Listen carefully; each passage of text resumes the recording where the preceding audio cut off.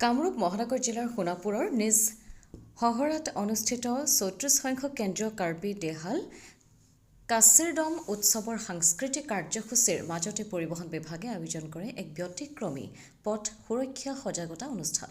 কাৰ্বি বাংথি আছেমৰ কেন্দ্ৰীয় সমিতিৰ উদ্যোগত অনুষ্ঠিত অনুষ্ঠানত যমৰাজ ৰূপে সজাগতা বাৰ্তা প্ৰচাৰ কৰি যান-বাহন আইন উলংঘনকাৰীক সতৰ্ক কৰা হয়।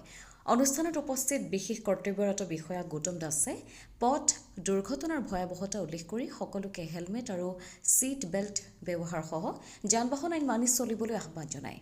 দেহা থাকিলেহে বেহা বুলি উল্লেখ কৰি তেওঁ সুৰক্ষিত যাতায়াতক অভ্যাসত পৰিণত কৰাৰ উপৰিও গুৰুত্ব আৰোপ কৰিবলৈ মন্তব্য কৰে। উৎসৱত উপস্থিত সহস্ৰাধিক লোকৰ সন্মুখত পথ সুৰক্ষাৰ গীত আৰু সজাগতামূলক নাট পৰিৱেশন কৰা হয়। পৰিবহণ বিভাগে স্পষ্ট কৰে যে সজাগতা আৰু নিয়ম মানি চলাৰ মাধ্যমে অসমক দুৰ্ঘটনামুক্ত ৰাজ্য হিচাপে গঢ়ি তোলা সম্ভৱ। ব্যুৰ' ৰিপৰ্ট, অমৃত নিউজ 24/7।